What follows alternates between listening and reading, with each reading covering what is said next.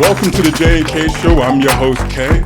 Today we have a really special guest. I'm super excited to welcome Batya to the program. Batya, how are you and welcome? Thank you so much for having me. I feel really honored to be here and I'm so grateful for the invitation. Yeah, no, the thanks certainly belongs to us. So, what's so interesting for us to bring you on is we really wanted to take an opportunity to unpack.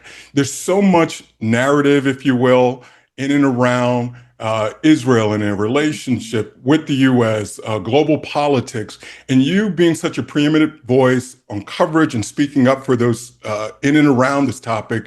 I thought there was no better person to bring onto the show so that we can talk through this and unpack this, especially with the current times and so much happening today. Yeah, absolutely. Thank you so much. Like I said, it's really an honor to be here to talk about this. Yeah. So why don't we jump right into it? I guess I'll frame the first question is a frame, and that is, how would you characterize kind of the general feeling about, from a U.S. perspective, citizens, how are folks feeling about Israel, and what really is in your opinion, the tone as we are today?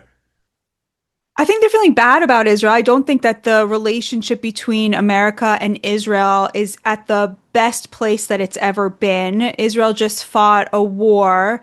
It was a defensive war. Hamas brutalized Israel on October 7th. They mass raped, mass murdered, took, babies and elderly people hostage, sexually abused little girls in captivity. I mean, just heinous, heinous stuff.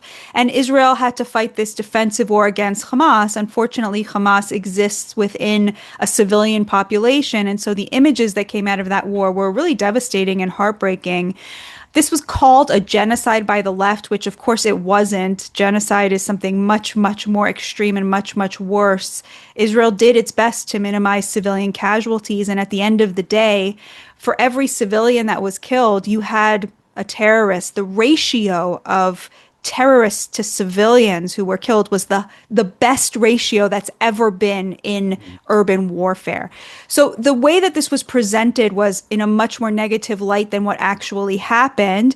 But the American people are a very good-hearted people. They saw those images coming out of Gaza, and sympathy for Israel is very low right now. I don't think that's so terrible. Israel is an ally. It's our greatest ally in the Middle East, although now thankfully we have other allies there. In general, our interests as Americans are pretty aligned with Israel's interests. They're not the same, but they're very much aligned. I will say on the far left now, you have this very anti-Israel sentiment where they think Israel does not have a right to exist. On the right, you have something else. What you have is a lot of young people who feel like they've been locked out of the American dream. They feel like they will never become homeowners. They feel like they don't have good jobs available to us. And they see a lot of our money as taxpayers going to foreign countries, whether it's the Ukraine or whether it's Israel. And they say, why are we sending billions of dollars to other countries when we can't afford to buy a home? Now, I think that's a totally reasonable thing to think. It happens to be that when it comes to Israel, we get a lot of bang for our buck. That $3.4 billion that they get is actually spent here in America. So they have to buy their weapons from us, meaning the money goes back into the American economy. They make those weapons better and then for free share that information with Lockheed Martin or whoever they've bought the weapons from. They share intelligence with us and they kill our enemies for us when they can. Right. But if we as, if Israel and if we as people in the media, if pro-Israel voices have not made that case clearly enough to young people, they don't owe it to Israel to give it the benefit of the doubt. So I think right now we're in a moment where people are feeling more suspicious of Israel. They're saying, well, show me the money. Are you really such a great ally? But I think that that will be proven down the road. It just might take a while to get there. But that said, on the left specifically, you now have a huge, very virulently anti-Israel sentiment that has nothing to do with foreign aid. has to do with the fact that on the left, they don't believe in nation states. They don't believe in nationalism. They're not very patriotic about America either. And they think Israel is a colonial project that is oppressing Palestinians. Of course, Jews don't see it that way. They say that we are indigenous to the land of Israel. There's 2,000 years of Jewish history there. You can't colonize a land that you were living on 2,000 years ago. And they won it fair and square in a war that was initiated by the Arabs in 1948. They were willing to share it, and the Arabs said no, so they went to war and the Israelis won. So they see it very differently, but the left, and this is increasingly true of the whole Democratic Party, has really turned against Israel fundamentally, not just on the aid front, but just they think that the Jewish state has no right to exist. And that is language that you're going to increasingly see from progressives and even from mainstream Democrats now. Yeah, so it's interesting because oftentimes when you hear proponents speak about it, there appears to be this demarcation line, if you will, Mhm. between Israel government, Israel country, Mhm. and sometimes those get blended. Is there is there a way of speaking about one and supporting one side or the other, or are they by nature just combined together and it's just one total sum? Of course, you can criticize a country and its government. Um, People who criticize Trump could be criticizing Trump from a very pro-America point of view, from a patriotic point of view. Happens to be a lot of people who don't like Trump also don't really like America. But obviously, you could criticize a government and still say, obviously, I love America. I just don't like this version of the government. So people could say, look, I support Israel's right to exist. I just don't like the Benjamin Netanyahu government, right? Right. I know some Palestinians who live in the West Bank, which is under Israeli occupation.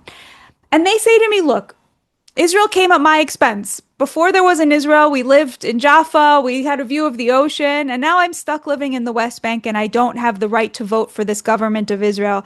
I'm not a Zionist. And of course, that's reasonable. Like, why should a Mm. Palestinian who's living in the West Bank under occupation be a Zionist? That makes no sense, right?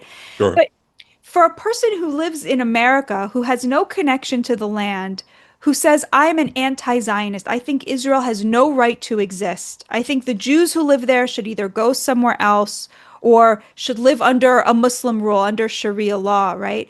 That is going to make a lot of Jews feel like this person wants those 8 million Jews to live a much worse life than they currently do, to be in danger, to not be sovereign. And that's when people start to get touchy about it and feel offended. It's one thing to say, look, I hate the way Israel waged that war. Or Israel should not have waged that war at all. They should have found another way to protect themselves from Hamas. It's another thing to say Israel should not exist, because then what happens to the 8 million Jews who live there? Would you say that about any other country? That's when Jewish people, even Jewish people who don't live in Israel, start to feel a little bit like you really want bad things to happen to Jews. And then that makes them feel like that version of anti-Zionism is probably veering on anti-Semitism. I'll say one more thing, which is there was this narrative that came out when Trump went to war with Iran. This was Israel's war. Benjamin Netanyahu forced him to do it. He was puppeteering him, holding the puppet strings. Like, this is just obvious nonsense. Trump is not a person who you can force to do anything, including things that are in his interest. The idea that in the relationship between Benjamin Netanyahu, the prime minister of a client state of the United States, and Donald Trump, that it is Netanyahu who has the power. It's ridiculous. It's ridiculous, right? It's so silly and stupid. Trump has been promising to do this for 40 years. The idea that he was forced to do this. So why would they say that? Why would people be convinced of a thing that is so patently ridiculous? How could they possibly believe this insane thing? So then you start to think, well, okay, there must be something else going on here. And so for a lot of Jewish people, the only thing that could justify believing something so stupid is that this person kind of has like views that Jews are uniquely sinister and powerful and have the ability to get behind the screens and secretly maneuver and take control and undermine the interests of the United States, right? Like, and that is the classic anti-Semitic stereotype that people have had of Jews for like millennia, right? So that, I mean, obviously it's not anti-Semitic to be wrong. It's not anti-Semitic to say wrongly Benjamin Netanyahu forced Trump to do this.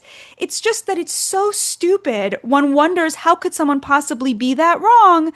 And it's like, well, maybe they have this weird view that Jews are uniquely powerful, and that's kind of how people feel about it, I think. Sure. We sometimes live in a bubble, in this kind of echo chamber. Are the opinions that we see here in the U.S. shared internationally when it comes to Israel, or are we just kind of in this continuous loop, being here in the West, in the U.S. and hearing it? Is that also shared internationally? I actually think America is way more pro-Israel than the international community is. So Okay. the majority of Americans are still pretty pro-Israel, even if they're feeling bad about Israel right now, like they would rather the Jews control the Christian holy sites than the Muslims, who would probably not take as good care of them. Most people in America, I think, sided with, certainly the vast majority sided with Israel over Hamas in the war and wanted Israel to win. Americans remain very pro-Jewish and pretty pro-Israel as well. The rest of the world has really turned on Israel and has gotten very anti-Semitic. And that Interesting. is a big difference. So, for example, in Canada, in London, in France, in Spain, you had millions and millions of people marching with the Palestinian flag and chanting from the river to the sea, which is a genocidal call against Jews. You didn't have that here. You had, the maximum I saw was there was one march that had, 10,000 people. That's the most they could get. You would never have millions of people marching against Israel in America because it's just not, it's still, I think, a pro-Israel and very pro-Jewish country. There's never been real anti-Semitism in America. And people misunderstand this. Liberal Jews misunderstand this. They think that the reason Jews were so involved with Dr. King and with the civil rights movement was because Jews felt like, oh, yeah, we're in this together. But the truth is the exact opposite. Jews felt very responsible for Black civil rights because they knew that they had always been treated as white in America. They'd always had white privilege here. And they felt they had to make sure that their Black neighbors got that too. That's why they were so invested in it. It's the exact opposite of what everybody thinks because America has always been a very pro-Jewish country from the founding. And that's a story we don't really tell. Which is what my next book is about, comes out in 2 days. But I think that that's a real difference between America and Europe. In America, if you go full anti-Semite, you can't win elections anymore. And we just saw this in Texas with this crazy sex therapist who was running for Congress in Texas and she was going to put Zionists in internment camps and castrate them. And she lost by 30 points. And I think Right. with Thomas Massie as well, he just got obsessed with Israel, obsessed with AIPAC, obsessed with, the Jews are raising money to undermine America and kick me out of office. And I think that people in Kentucky kind of got the ick from that. Right. So, what is the genesis of this? You started off by saying, hey, opinions, not so good. I feel like it hasn't always been that way, or certainly Hmm. not where it is now. You Hmm. talked about protests, tens of thousands. Now there are hundreds of thousands. We're seeing more and more protests on college campuses. What was the flashpoint? Why now? Why is this happening versus 5 years ago, 10 years ago? What's driving this? It's a great question. A lot of it started after October 7th. So you had this moment where Israel was the clear victim of just heinous, brutal, graphic, horrific violence. Like what Hamas did on October 7th is like they shot nails into women's vaginas. They cut women's breasts off while they were alive. They mass raped them and then killed them and kept raping them while they were dead. I mean, I'm sorry to repeat all this, but I think it's really important that people know.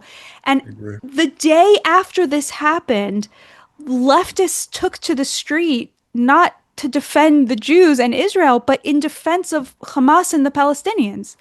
And Jews were like shocked by this because most Jews are Democrats. And so they expected when this horrible thing happened to their cousins in Israel that they would turn around and see all of their allies who they had marched with standing beside them. And they turned around and were shocked to see people marching in support of the Hamas murderers. It was very, very shocking. And I think the reason that it happened is because the left is very caught in this mentality of they threw away this idea, this Judeo-Christian idea that like the whole of civilization is built on the difference between right and wrong, and we should try to do right by others and try not to be evil. And they said, no, there's only powerful versus powerless. There's only oppressor versus oppressed. And it's racial. So if you have white skin or lighter skin, you're oppressor and you are evil. And if Right. you have darker skin, you are oppressed and you are inherently virtuous and you have no moral responsibilities. And that includes Hamas. So because Hamas has less power than Israel, it got categorized as the oppressed and thus has no responsibility to behave morally. Everything they do is inherently virtuous because it's resistance to the oppressor, which is Right. Israel. And so in their minds, they couldn't help but justify this horrific violence because they saw the Jews in Israel as the supremacists, the whites, the oppressors. And that is just this mentality that goes so deep on the left. And it is so godless. It is so contrary to what this country was founded on and the beliefs that so many of us as Americans share that, about the ideas that this country struggled to live up to for a long time, but finally is kind of getting there. So I think that's really at the root of it is that if you think that there's no right versus wrong, there's only powerful versus powerless, and the powerless get to define what virtuous is and what correct is, you will always end up siding with terrorists if you think that they have less power than the people who they are terrorizing. So who's benefiting from this? There's so I really feel like it has grown legs. Um, some of this, as we know, takes funding, it takes organization. And so when I start to look at this, I begin to say, well, who benefits from this? I can see based off of what protest and who is the subject of their opposition, but on the backside of it, who do you believe are the great benefiters, made up a word, of of this action? It's such a great question. I think a lot of it, unfortunately, is the result of the education that very privileged white people get.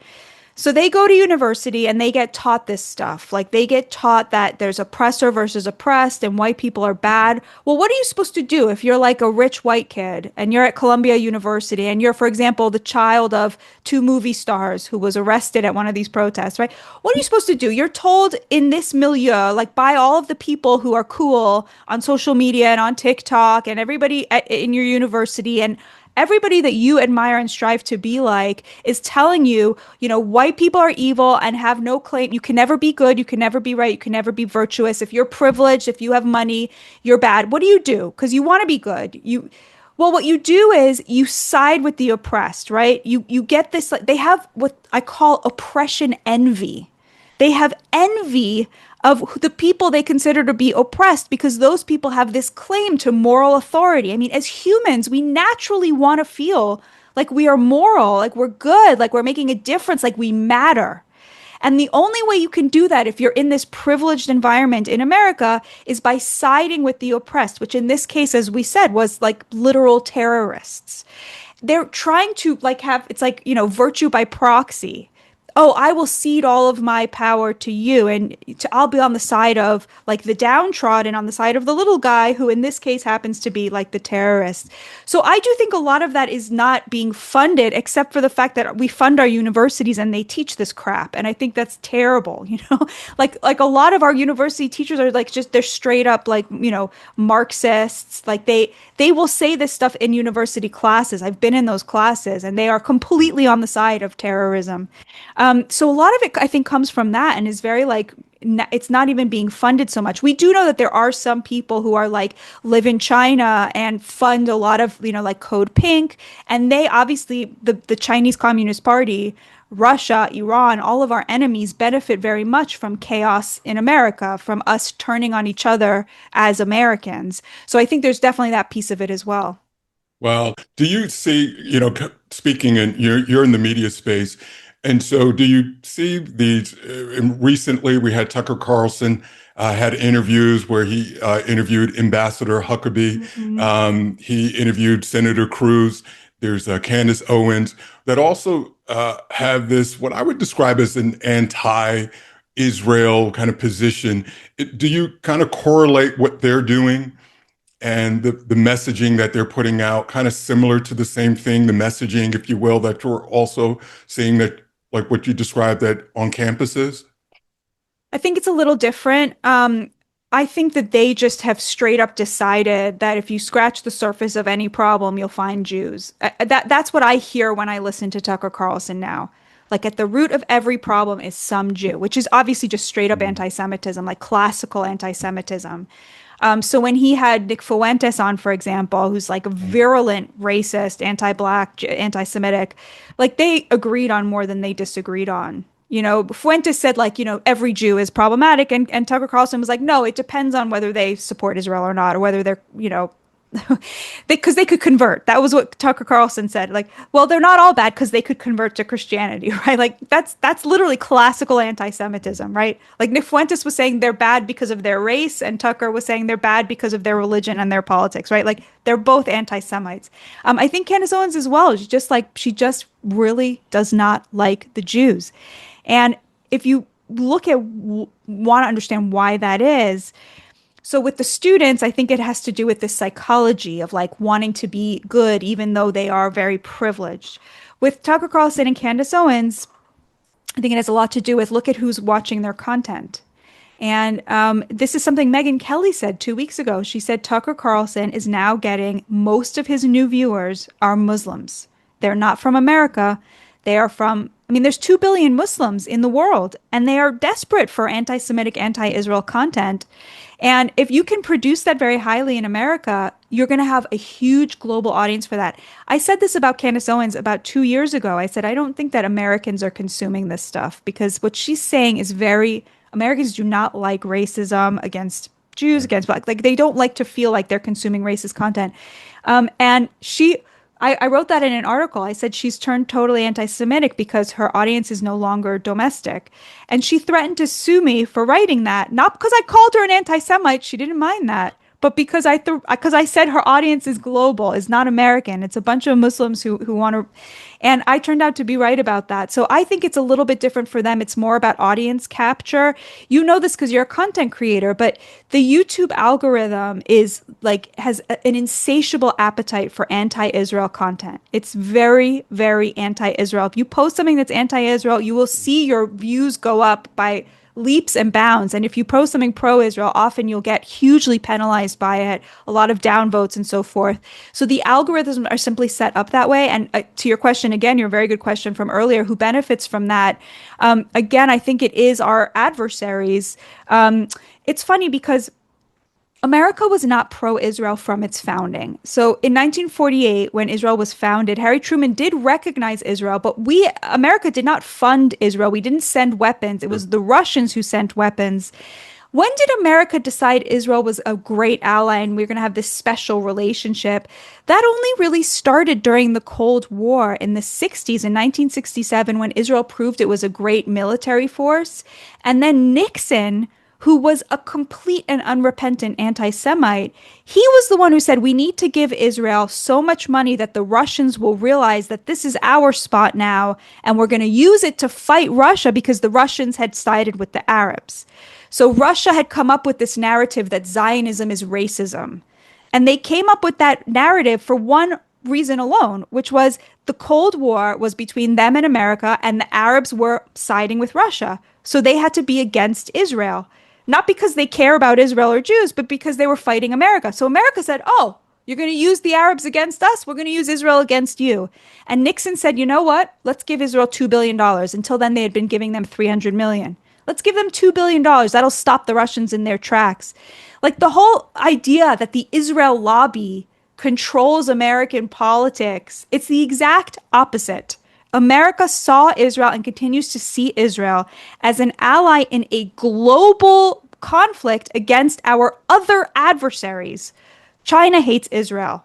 So We're in a fight with China, right? It's so we Israel is America our as Americans, it's our tool in a region where we have a lot of enemies. It's not the other way around. You get what I'm saying? It's like that we're reading the direction in the exact wrong way. Yeah, I love that little bit of history lesson because I'm aware of that. And you're right.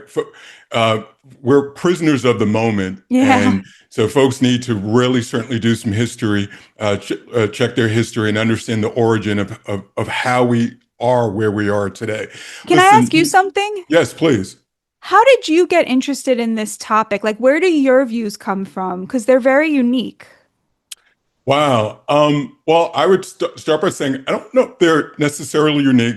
I'm a part of certainly different think tanks and groups where we Mm-hmm. talk about these issues, Uh-huh. and so for us, it's being very intentional about not just listening to what we hear, but Mm-hmm. going in, turning the pages, Mm-hmm. understanding, right? And sometimes that requires sitting with ideas, with people with ideas that are different from your own, and listening to folks. And even if you walk away saying that's total nonsense, that's not Mm-hmm. true, you have to go through the exercise. So Mm-hmm. I strongly encourage everyone to find out things on your own, like really Mm-hmm. understand, read, become a student of a Mm-hmm. topic that you're going to speak to, become much more aware. And I think from any place that starts from a position of disliking another group solely because they are another group is a Mm-hmm. non-starter for me. And Totally. so, and it should be for many others. Especially you talk about race, especially as someone who is African American, right? Mm-hmm. And this country's original sin. I'm Mm-hmm. flabbergasted that other folks, other African Americans, can take a position to where they would have this kind of anti-Israel rhetoric or support or anything. It just seems Mm-hmm. odd to me, Mm-hmm. knowing our own history, that we would Mm-hmm. then project that on someone else. So I appreciate you asking me that and give me an opportunity to talk through that. But to me, it seems so natural, like a natural thing to do, to find out, to seek information, to understand, hey, why is this? Is this true? This seems different. And you mentioned the algorithm. uh, we end up, because of that, on our feeds end up in this loop, and it's just Mm-hmm. feeding you the same information. There's no dissenting thoughts or anything commentary coming from the other side. So we become robotic in this way of thinking and only thinking one way. I think it's up to us to be responsible to seek out information from all sides and to draw your own conclusion. And for me, this is how I landed here. So thank you for that. Appreciate Mm-hmm. that. Mm-hmm. I want to give you an opportunity. It's kind of my last question. Your book. You're working on a book, releasing a book. Would love to hear about it and work with you in terms of promoting this with our viewers, listeners. Please tell us about it. Thank you so much. It's called The Jews and the Left, and it's about why Jews became Democrats in the first place, and then why the left turned on them. So everything we've been talking about here, and I go through the history. I mean, the book starts in 1654 when Jews first arrived here, but like I said, people really misread our history because they were treated as white from the minute they got here. And a lot of Jews, if you say to them, look, Jews are white, you'll have a fight on your hands. But from America's point of view, from the founding fathers, we were treated as freedmen from the beginning. And I think that that is a big part of why, for many Jews, the civil rights movement was so core to how they viewed their Judaism. And there's a chapter in the book about a whole host of rabbis who were in the South during the Jim Crow era. And they gave these long interviews to this rabbi, and they were embargoed for 25 years, and they only came out a few years ago. And they're really beautiful about just how these rabbis who were embedded in the white Christian segregationist community were trying very hard to work with their Christian neighbors, their white neighbors, to change their minds about these things without creating resistance. So they knew that when the marchers would come from the north, this would make the white segregationist racists even more racist. It would make them double down. And these rabbis were trying to lead by example, and all of the Jews that they knew in their communities were completely against segregation. And they were trying to find ways to slowly integrate their the communities that they lived in. And there's just so many beautiful stories about why the Jewish store owners would do better because they allowed Black people to try on clothing, which a lot of the white store owners would not. And then the white store owners would get annoyed because they were getting all of this business. And it just like a beautiful part of our history. Holocaust survivors who survived the Holocaust and then moved to the South and were just completely horrified because they were like, we were the Blacks in Germany and Sure. they sent us to camps and then they came here and suddenly they're seeing other people being treated that way. And yeah, I learned so much writing about it. Jews became Democrats because these issues like the civil rights movement were extremely important to them. But we're in a really different moment right now, and it's a very different time. The left now doesn't really stand for civil rights anymore. They stand for a host of other really crazy issues like open borders and anti-Zionism, the trans issue. They've really left the whole idea of what made Jews Democrats in the first place behind. And so I'm trying to urge my fellow Jews to think a little more critically, kind of like you are, about where we are and what they believe. And yeah. I love that. And now, is it electronic and paperback, or what format is your book in? Yes, so it's I have the hardcover here. This is Love the it. book. Love it. We've got this. Great. That is a screenshot if I've ever seen one. We're going to make sure we have that.